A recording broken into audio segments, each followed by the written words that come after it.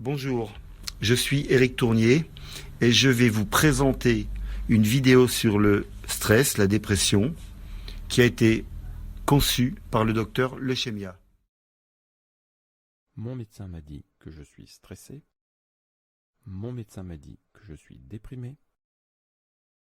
Mon médecin m'a dit que je suis fatigué.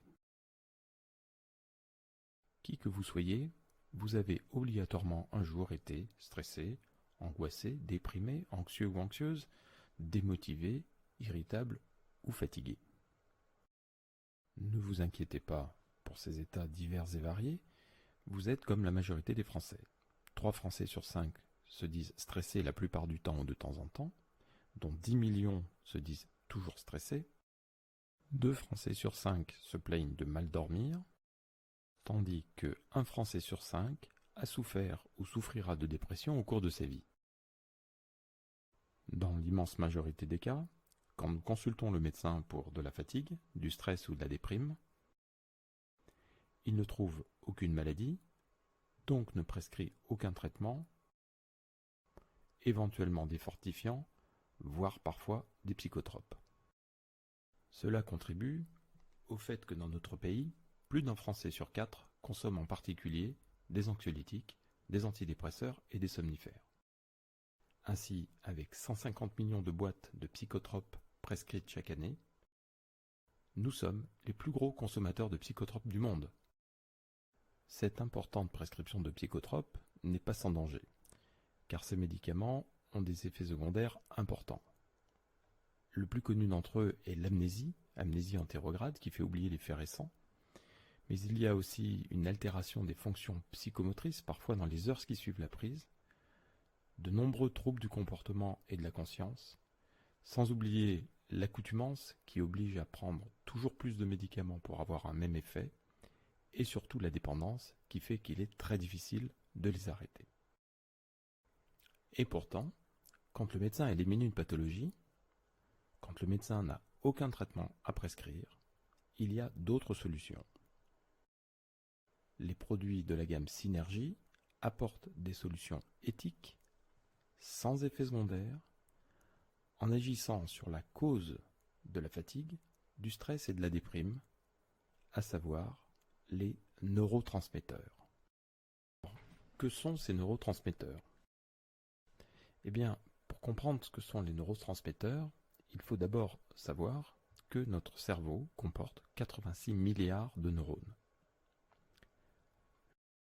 Chaque neurone est connecté à 20 000 autres neurones par ce que l'on appelle des synapses. La synapse est la zone de transmission de l'influx nerveux d'un neurone à un autre.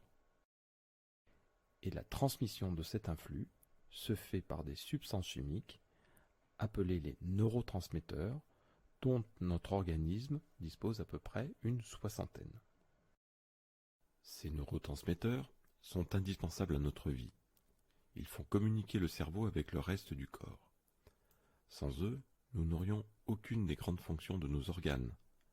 Pas de perception par les organes des sens, pas de contraction musculaire, pas de libération d'hormones, pas de respiration. Mais sans eux, il ne se passerait non plus rien au niveau cognitif.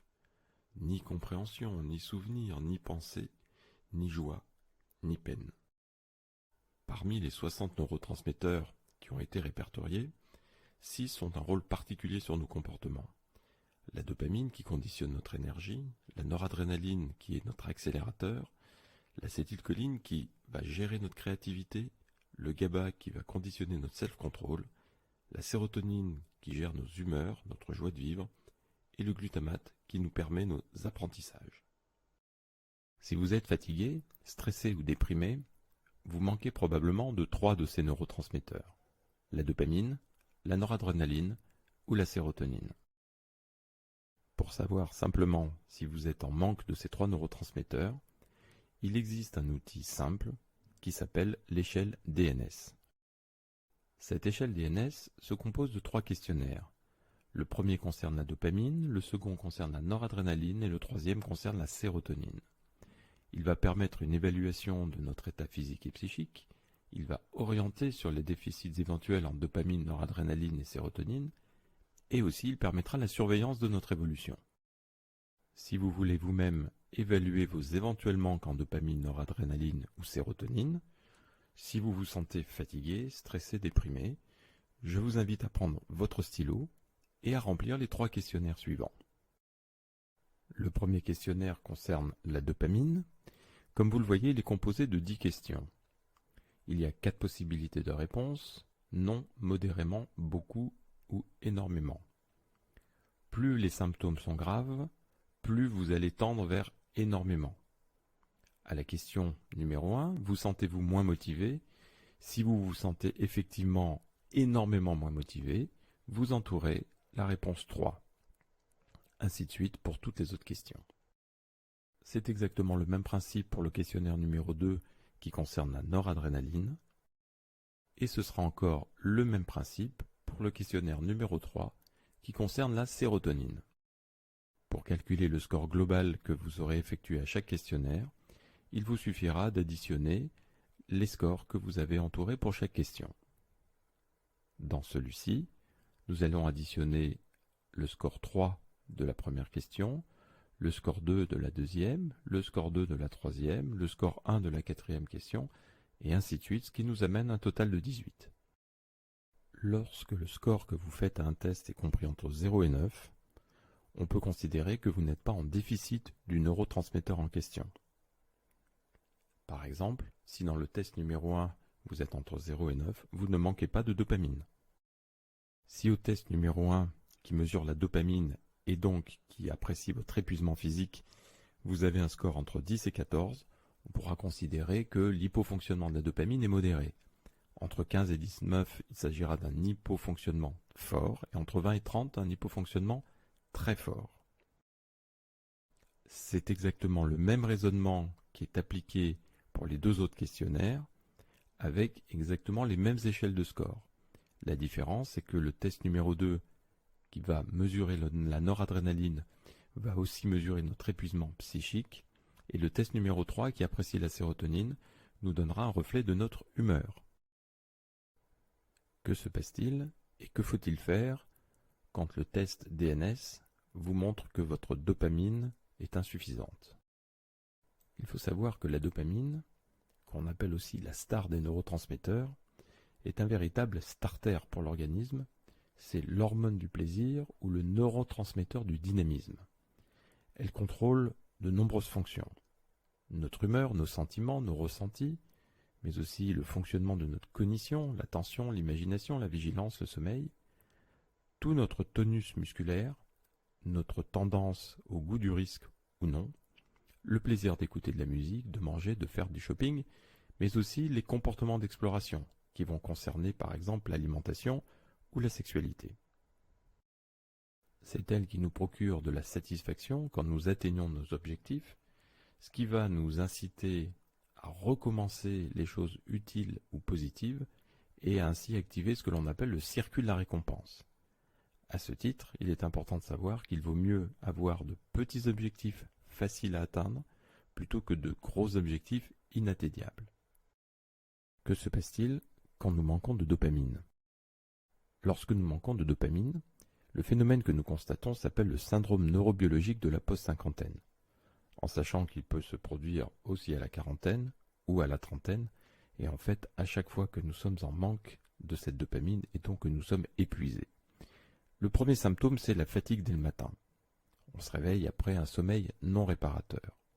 On constate une disparition de l'envie de faire des projets, un repli sur soi, une baisse de la motivation, du désir, du plaisir, une perte de l'intérêt pour les occupations habituelles, moins de concentration, d'attention ou de mémoire, une baisse de l'estime de soi, une perte de la créativité et une incapacité à prendre des risques ou même encore des décisions.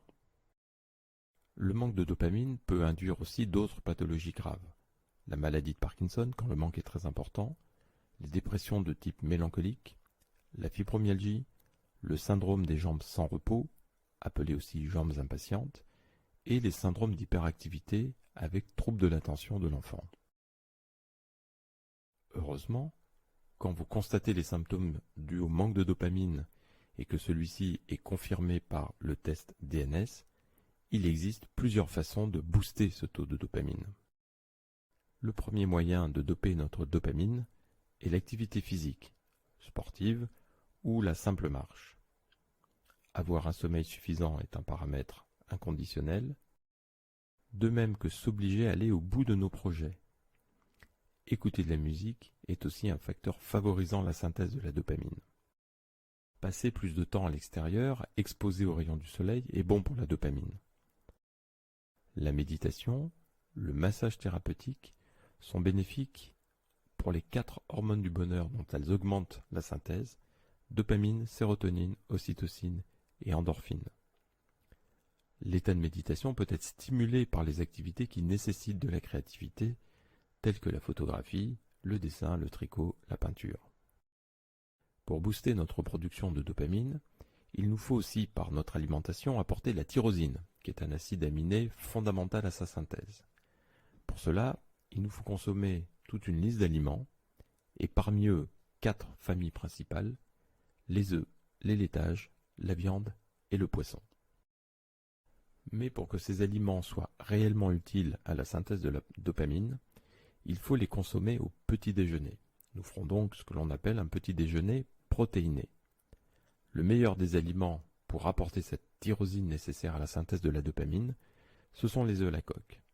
On peut tout à fait donc faire un petit déjeuner avec 2 œufs à la coque, un peu de pain, un fruit. Si vous n'aimez pas les œufs, vous pouvez les remplacer par 2 tranches de jambon, 2 tranches de saumon fumé ou truite fumée, des oléagineux ou un morceau de fromage, ou éventuellement de yaourt. Un autre acide aminé est indispensable à la synthèse de la dopamine. C'est la phénylalanine.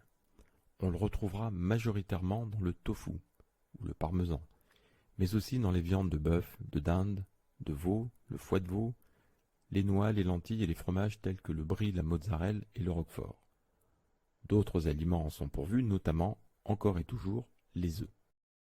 D'autres nutriments sont indispensables à la synthèse de la dopamine, ce sont les antioxydants et les vitamines.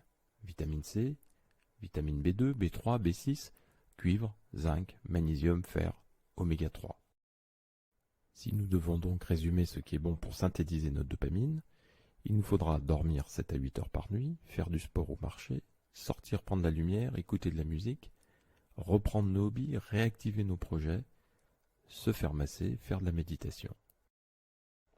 Et bien évidemment, ne pas oublier de faire un petit déjeuner protéiné impérativement avec œufs à la coque, jambon, fromage, truite fumée, oléagineux, fruits et pain. Mais la façon la plus sûre d'apporter tous les composants nécessaires à la dopamine, c'est de consommer un complément alimentaire qui va en apporter tous les composants, notamment la tyrosine, la phénylalanine, les antioxydants et toutes les vitamines. Avec ces 115 nutriments, l'alpha-1 est certainement le complément alimentaire de référence. Compléter la prise d'alpha-1 par du Synerboost est la meilleure façon d'accélérer la remise en route de la synthèse de la dopamine. Ainsi, si au test DNS, votre manque de dopamine est estimé comme modéré, 2 g d'alpha-1 et 2 gélules de Synerboost seront adaptés. Si le manque est fort, nous passerons à 3 g d'alpha-1 et 3 gélules de Synerboost. Si le manque est très fort, nous passerons à 4 g d'alpha-1 et 4 gélules de Synerboost. Au fil du temps, et en regardant l'amélioration des résultats sur le test DNS, la consommation de Synerboost pourra être réduite petit à petit, de 4 à 3, voire 2 gélules, puis éventuellement arrêtée. Que faire quand votre noradrénaline manque? Eh bien, tout simplement, suivez les mêmes conseils d'hygiène de vie, de diététique et de traitement qu'avec la dopamine. Que se passe-t-il et que faut-il faire quand vous êtes en manque de sérotonine? Appelée aussi hormone du bonheur, la sérotonine est nécessaire à notre survie. Avec la dopamine, l'ocytocine et l'endorphine, elle est impliquée dans la gestion de nos humeurs et nous pousse à l'état de bonheur en faisant réduire la prise de risque et maintenir une situation favorable. Elle est indispensable à notre survie car elle contrebalance l'effet de la dopamine qui, elle, favorise la prise de risque. Stabilisatrice et protectrice, la sérotonine intervient à de nombreux niveaux de notre organisme, comme par exemple la régulation du cycle circadien, de la température, du sommeil, de la sexualité, de nos comportements alimentaires, mais aussi dans la gestion de notre humeur ou de notre cognition. Que se passe-t-il quand nous manquons de sérotonine?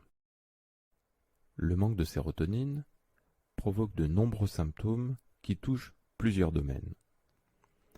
D'abord, des phénomènes de dépression, d'anxiété, de phobie, d'humeur variable, d'irritabilité, d'impatience, d'intolérance à la frustration, en contrainte à la douleur, une grande sensibilité au stress, des troubles paniques, des TOC, une fatigue physique avec, curieusement, une augmentation de la libido. On peut retrouver aussi des problèmes de somnolence diurne, mais d'insomnie nocturne, une baisse de la mémoire, de l'attention, des migraines, des acouphènes, des constipations, du côlon irritable, inversement une vidange gastrique trop rapide et un affaiblissement du système immunitaire.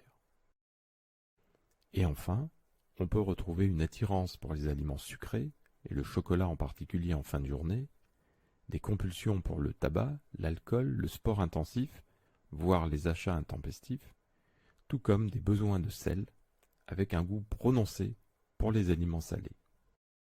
Pourquoi peut-on manquer de sérotonine? La carence en sérotonine est le plus souvent imputable à un mode de vie malsain, en particulier à une surconsommation d'alcool, de caféine, de tabac, d'aspartame, à une alimentation déséquilibrée et carencée, voire à certains médicaments ou à l'usage de stupéfiants. Des maladies telles que le diabète, des déséquilibres hormonaux thyroïdiens, surrénaliens, des problèmes de digestion, des phénomènes inflammatoires ou infectieux peuvent aussi être responsables. De même que le manque de mouvement, le manque de lumière solaire, l'excès de stress et de colère, ou une certaine prédisposition génétique. Comment optimiser la fabrication ou l'utilisation de la sérotonine? Comme c'était déjà le cas pour la dopamine, la synthèse et la libération de la sérotonine sont favorisées par la pratique du sport. Une seule séance de sport de 40 minutes peut avoir un effet immédiat sur l'humeur. Un entraînement cardiovasculaire comme la marche, la course, le vélo, la natation augmente le mieux le taux de sérotonine. Mais le yoga peut être suffisant. La lumière favorise aussi la synthèse de la sérotonine et elle évite que nous la transformions trop rapidement en mélatonine qui va provoquer lassitude et somnolence. En moyenne, nous ne recevons que 20 minutes de lumière solaire par jour alors qu'il nous en faudrait 1 heure. Même l'exposition extérieure à un temps nuageux suffit à multiplier par 20 la lumière que nous recevons par rapport à l'intérieur d'un appartement. Une alternative peut être les lampes de luminothérapie qui reproduisent une lumière extrêmement vive.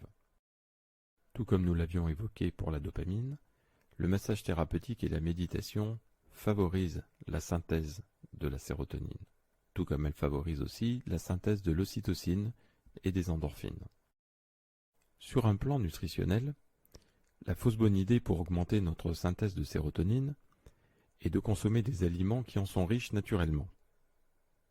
La raison en est que la sérotonine que nous ingérons par nos aliments ne peut pas passer du sang à notre cerveau car elle ne franchit pas la barrière hémato-encéphalique.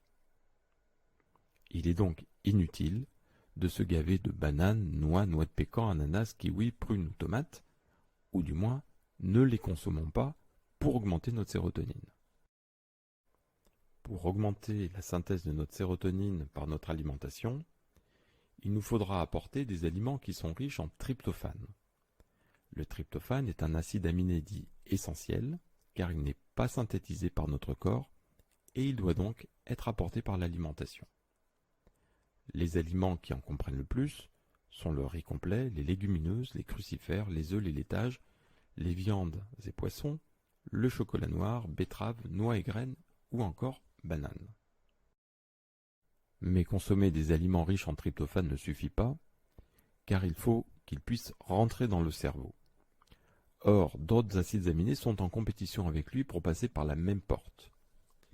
Une astuce va consister à consommer des glucides tels que céréales, riz, pain, pâtes, pommes de terre, légumineuses, fruits secs ou miel, qui vont permettre le passage des acides aminés autres vers les muscles et laisser la voie libre au tryptophane vers le cerveau. Pour optimiser la conversion du tryptophane en sérotonine, il faut aussi booster les deux enzymes qui sont nécessaires.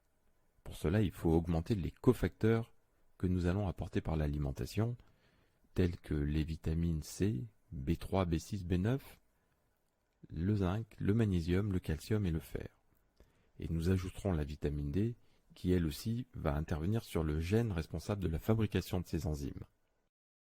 L'action de la sérotonine sera facilitée si les membranes de nos neurones sont plus fluides.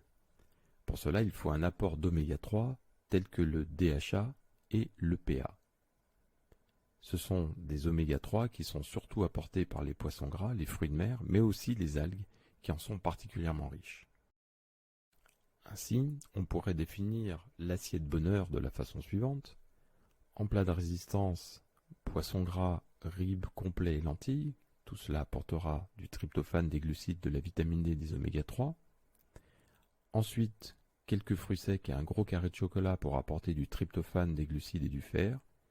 Et enfin, une orange qui apportera de la vitamine C et des glucides. Certaines plantes sont connues pour améliorer soit la synthèse, soit la libération de la sérotonine.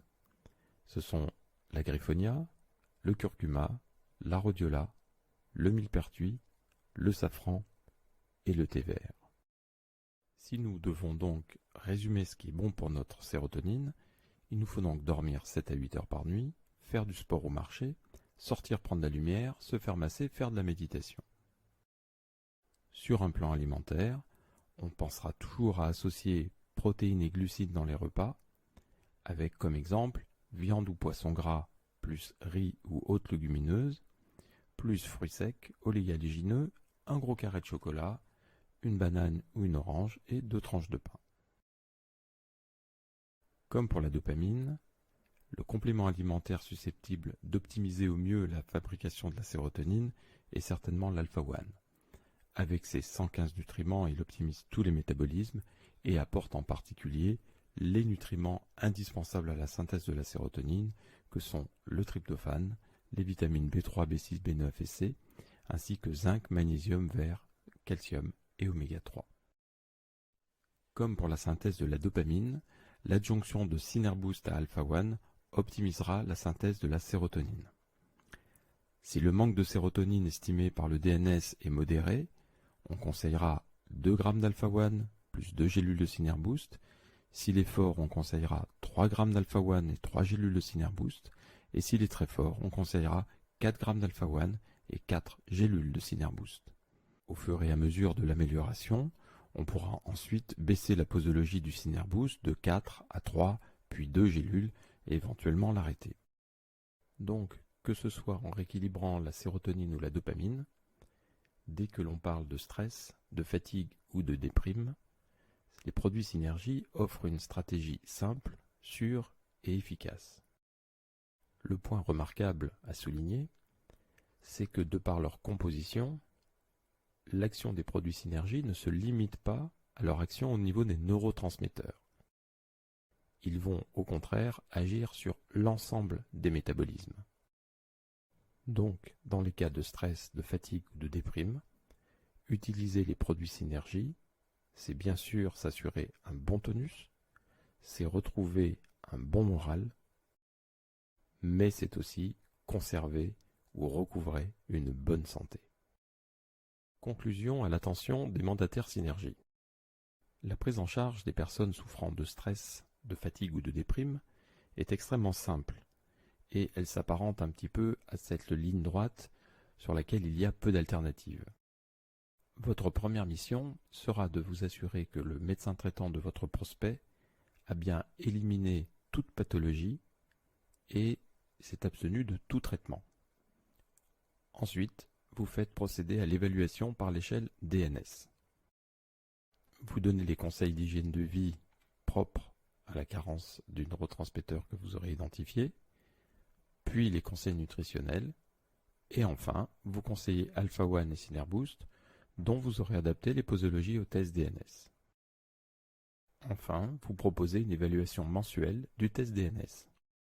C'est ainsi que vous pourrez vous prévaloir d'agir en toute sécurité, légitimité, crédibilité, humanité, compétence et responsabilité.